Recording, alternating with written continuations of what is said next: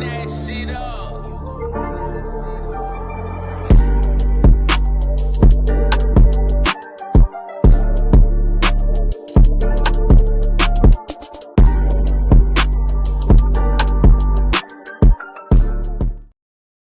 Hey everybody, welcome back to Cincy Stripes. It's just me, Jordan, today. Not a typical show, not even really a show. I just wanted to have some rants, some frustrations, as most of you guys have on Twitter. And I don't think Twitter's being that toxic right now. I think everyone has the right to fan how they want to fan and be couch coaches if they want to be couch coaches. Same as me. I love doing it. I just want to discuss the main issue with the Cincinnati Bengals in my eyes. And it starts up front with Mike Brown and Duke Tobin, Katie Blackburn, those type of guys. They just, over the last, 20, 30 years, they just continue to fail to build teams that win consistently and know how to finish games. And the players they bring in through the draft and how they develop those players and the coaching staff moves they always make, it never seems to really make sense from a football standpoint. It always seems to be a save face type of deal and never wanting to bring championships to this city, as they say, kind of like the Cincinnati Reds, in my opinion. Their front office, I think all they really care about is money rather than team success. I just think Mike Brown kind of cares about old-fashioned football and saving face, so where he doesn't get buried in the mud with all the problems, like everyone's, fire Zach Taylor, fire this guy, fire that guy. But the main problem is just the Browns family owning this team and them. And I mean, I can't tell you the last time the Bengals had a real GM. I mean, Duke Tobin has been in this spot for a long, long time. And he's never built my trust, and he continues to do so. He just fails. He fails me, and he fails this city and this organization. I mean, we need a real GM to develop guys, draft well, and in Zach Taylor's era, really, we haven't drafted well at all. I mean, outside of Jamar, T, and Burrow, and a few other guys, I mean, it's just miss after miss after miss. One example I can think of is taking Trey Hill over Trey Smith. I know Trey Smith had his health issues in college and whatnot, but I think a lot of people knew he would be a well-respected guard in this league, and he's an all-pro. And you take a guy like Trey Hill coming in with some, I just don't think he was right for this team. And then now we get to this year. I mean, we bring Von Bell back, and he's just part of the major issue with this team. Same as Geno Stone. I was really excited about Geno Stone, and he's just not living up to what he's supposed to be. And I can't fully blame that on Zach, Lou, or Duke for how some of these guys pan out. But like Dax Hill, I mean, you completely failed him his first three years of his career. And that's the problem with that. DJ Turner, you drafted in the second round last year, and he's now getting playing time. Jordan Battle, well-respected captain at Alabama, you're continuing to play. You're failing to play him over a struggling safety room. I mean, you got to give some guys some opportunities. I know Lou's going to go with who he trusts, but back to the organizational part of it, you let Jesse Bates walk so you can pay T. Higgins. Now, next year, T. Higgins is going to be leaving. So we're not going to have T next year. We're not going to pay him. We're not going to give him what he's asking for. We're not going to trade him. We're going to get nothing out of this other than a dominant offense this year with a defense that you just can't get a stop. And it's going to be like the early 2010 Saints, those early 2000 teams with Drew Brees. Drew Brees, would lose every shootout he possibly could. And I know like Locked On Bengals brought that up as an example. And I just heard that on ESPN earlier. And it's a great example of what this team is. It's just, we will lose every shootout. And Burrow shouldn't have to play perfect to win games. Burrow threw one pick. And it really wasn't on him. It really wasn't on Jamar. It was a great play by Humphrey to jump the route. And when you have plays like that, you should kind of have a defense to not allow the Ravens to go down the field. And then in overtime, Zach fails us with the 3 straight runs after the gifted fumble where this defense can't get a turnover and Lamar Jackson gifts you one. And there's just so many issues.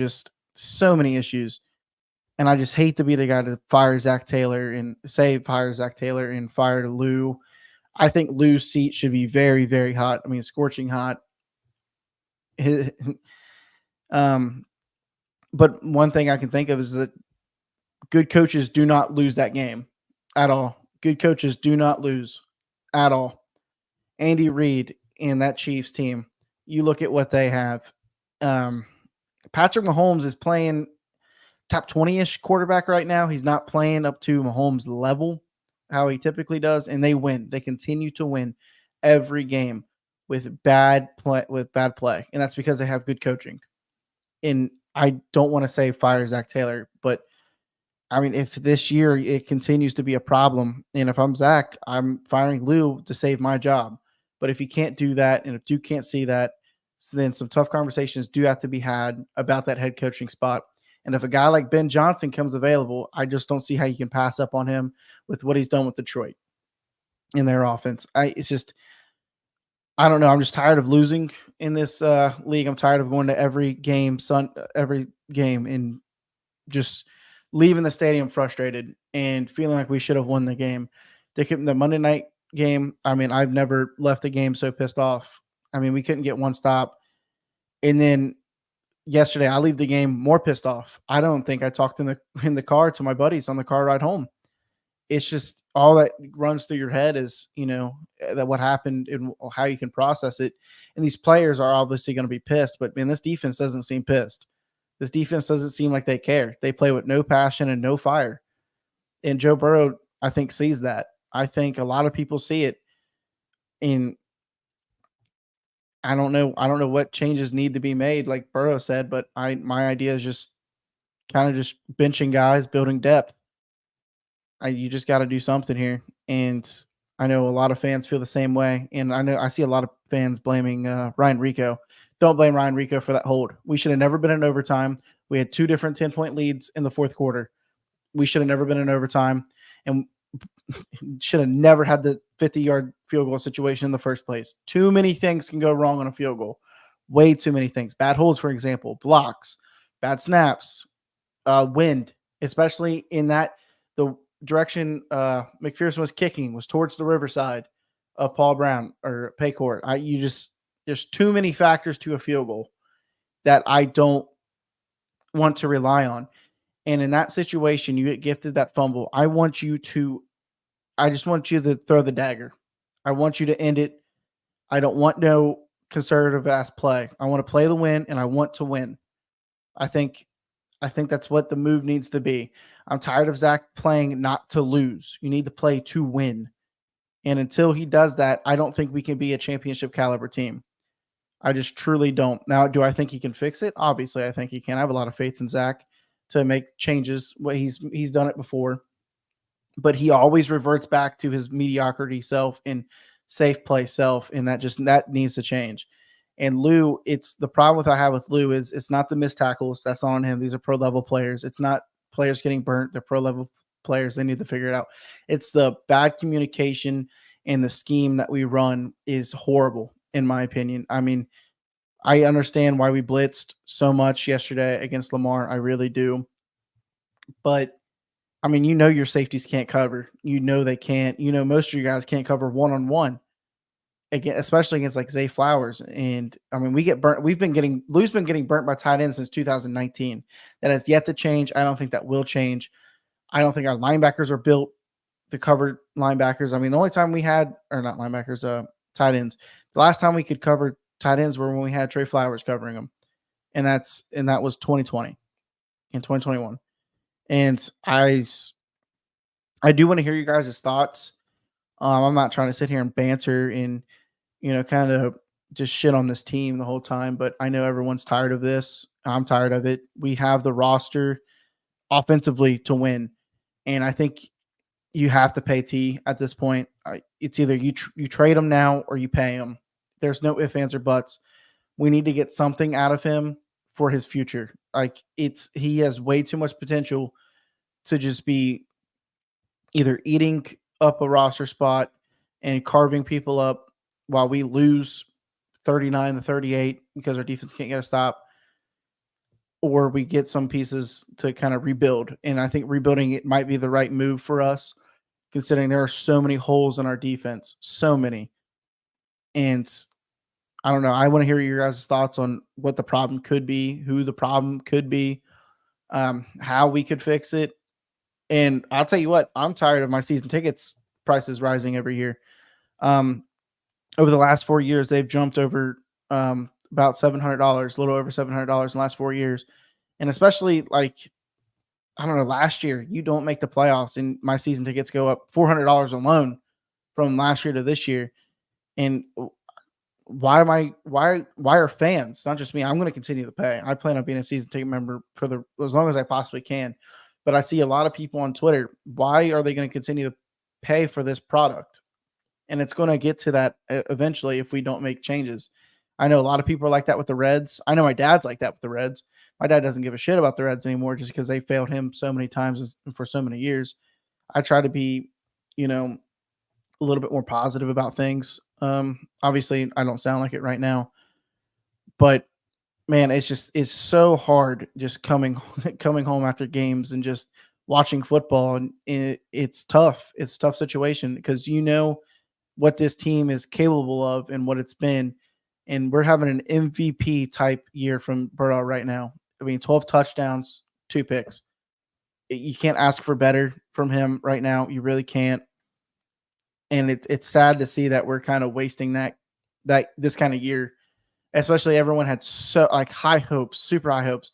Super Bowls in New Orleans this year. That's Jamar. That's where Jamar's from.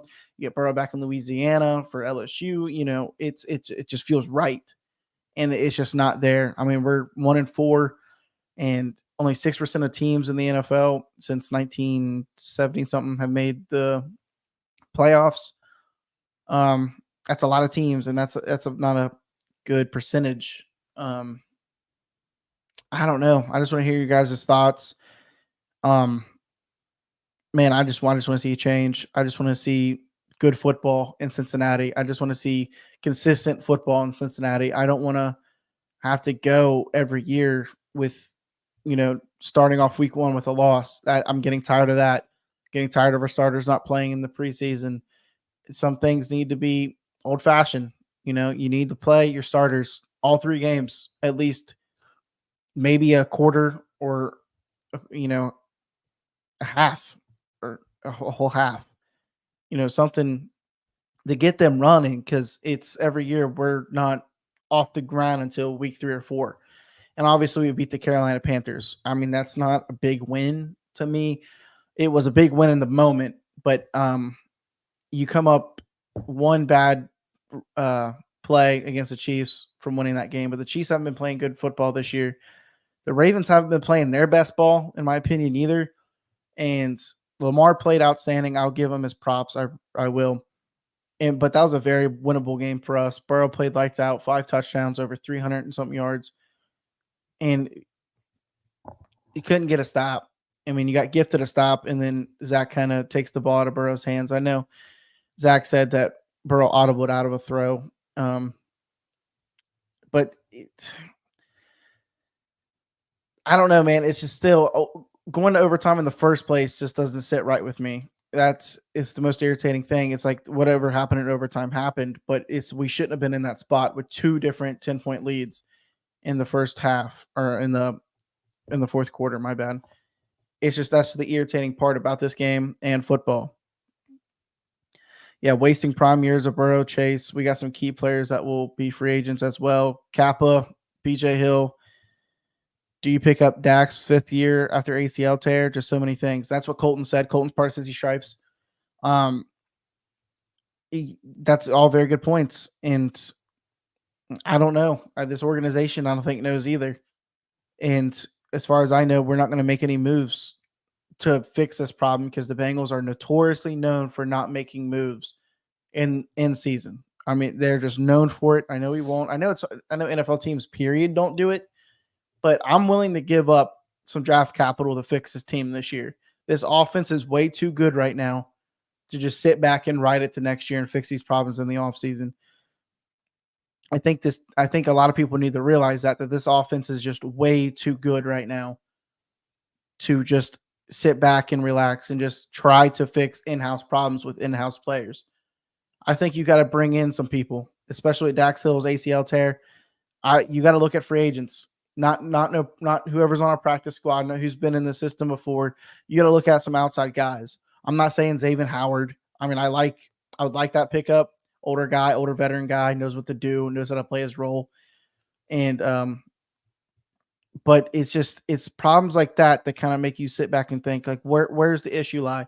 Well, from Mike Brown to Duke Tobin to the president of football operations with us, I think his name is Trey Brown. You know, we have the smallest scouting department in the NFL, and that sucks to say.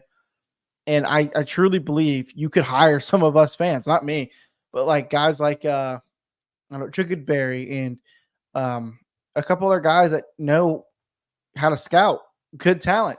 I'm going to be honest there. There's a couple guys out there on Twitter that know how to scout and know which players are good and know how to build teams. And yeah, as Colton just said, I think he missed it earlier because I brought it up. Yeah, Zach Taylor era of drafting hasn't been well outside of, for sure hits like Burrow, Chase. I mean, the Jackson Carman pick was a big woof. I mean, that was a big miss. Big miss, especially in that kind of spot we were in. I didn't like that pick in the beginning of it, and for now, it's just I don't know. And I know I've said I don't know a lot tonight, but I just got off the phone with my dad, and I just continue to say I don't know on how to really address people, at work, because they know I have this Twitter page and this podcast and stuff like that, and I talk a lot of Bengals, and I love the Bengals. And it's just truthfully, I don't know, because it is so painful. And yeah, Zach Carter being a third rounder, that's a tough one. And it just sucks. Colton said, get league proven guys to help us win a bowl. You have to. And look, Von Bell wasn't going to be our savior. I said that going into the season. So many people wanted Von Bell. And I knew going into the season, he was not the answer. I knew he wasn't going to be the answer because he got cut from Carolina. If he got cut from Carolina, he ain't going to be good here. I don't care what he did for us in the past. And I'll say that about Sam Hubbard. Sam Hubbard looked damn good against the Ravens. I will say that. But that doesn't make up for the first 4 games where he sucked badly. You have to figure out ways to win. And Cedric Johnson being a healthy scratch was a bad move, in my opinion. I mean, you need all the depth you can get. And McKinley Jackson didn't get the amount of snaps I would like. Lawrence Guy is getting more snaps than I would like him to get. And Chris Jenkins, I can't wait till he gets 2 hands, because I think he can be a real threat on this defensive line once healthy. And you got BJ Hill on a contract year. You got like we said earlier, Alex Kappa. I mean, there's a lot of moves we got to make next year. And we failed to sign Jamar this past offseason, which is going to cost you in the future. The way Jamar's playing right now, if he continues at this pace or even ups it a little bit, you're looking into a lot more money than when he won it a couple weeks ago or a month and a half ago, 2 months ago. A lot more money. And that really kills. If we would have signed him for the contract he won it at the beginning of the year, we would have saved $14 million going in the next year. But again, it goes back to this organization and the problems that this organization has. And my wife commented, what do you think about the media attention the Bengals are getting? The fact that people are only discussing stats and not watching the games, because I had a big old rant with her over dinner about this. Yeah, a lot of there's a couple guys out there and that just really look at stats and don't really look at film but when they judge Burrow. Shannon Sharp's one of them. I love Shannon Sharp. I'm a big Unk fan. But here recently, he's been an op to Joe Burrow, saying how, Burrow's pick cost us the game. And Chris Canty's one of those guys too. I don't listen to a lot of media guys unless they're like, I know they know ball. And there's a lot of guys that don't, like Emmanuel Acho, I don't think really does. I love Ryan Clark. You listen to him, Dan Orlovsky, guys like that actually truly break down the film and know what they're talking about. Give out pretty good takes half the time, more than half the time. So, I mean, it's also the Bengals in Cincinnati. They're never going to get good media. Colton said Mike Hilton, Cam Sample, Joseph Asai, ADG are all free agents. They are. ADG should be a starter, in my opinion. ADG should be, he's a captain on this team. He's more than a special teamer. I think he could easily take Pratt's spot and play just as good or even better than Pratt, because I think he has a lot more speed than Pratt. And I think his football instincts could kick in quicker throughout the game. That's just where I stand. That's just a personal opinion. That's just me being a couch coach. And I think we need to see more John Meta out there. I think he can make an impact on this team. I like running we ran a 4-4 last week quite a bit. Not quite a bit. Like the first drive of the game, first couple of drives, we ran a 4-4 with Njameta and Logan Wilson, Pratt, and ADG out there, and I was kind of shocked by it. But I think guys like Dejon Anthony need more playing time. Jordan Battle, I think you might have to throw Tyson Anderson in there. I mean, give him some shot. He's been on this team for a very, very long time, and I think he deserves a shot at safety, especially with how Geno Stone and Von Bell have been playing these past 5 games. I think what's it going to hurt? Moves need to be made. Tough conversations this week need to be had, and it sucks that it's Monday and I have to, go Tuesday, Wednesday, Thursday of just hearing the same old press conferences and the same shit every day until a change is made, and a change is not going to be made just because that's just how business works here in Cincinnati. I don't know what to say other than everything I've just ranted about. And the only thing I can think of is if Ben Johnson becomes a candidate, you have to pull the trigger on something, whether that's finding a real offensive coordinator. I like Dan Pitcher, but Zach Taylor needs to give up the playbook to him. I do like how our offense looks, but I think Zach needs to be a head coach first and play caller second. And I feel like right now that's not what his intentions are. And like I said, if Zach really wants to save his job, I think he needs to get rid of Lou. I do hate saying that. Take someone's job away from them. But if you're not able to execute a defense of game plan week after week, something's got to give. Something's got to give. I mean, we got the Giants this Sunday night. Colton and I, and hopefully Eric, he's still sick. We'll be live sometime this week, later in the week, to discuss the Giants and that preview. We're probably not going to dip too much into the Baltimore Ravens game. We're just kind of going to discuss the outlook of this team and catch a few of our other, Cincy Stripes guys' opinions instead of just mine. I've just been so frustrated all day, just having to work and just replay that shit in my mind and just keep thinking about that game. It's just frustrating. I know it's frustrating as a true fan. I mean, you look at all this shit on my walls, and I you ask my wife. I live and breathe this team. This is all I talk about. This is all I want to talk about all the time. It's the Bengals. Even though the baseball season, I'll get into the Reds. I'll root for them, but nothing compares to this orange and black, and I will bleed orange and black for the rest of my life. I will always run this page. I will always try to improve my football knowledge because of this team. And like Colton just said, we gotta win 4 to 5 straight games, straight up. I honestly, Colton, we're gonna talk about it later in this week, but it's got to be more than 5 straight. I think at this point you got to win 8 games straight. You know what I mean?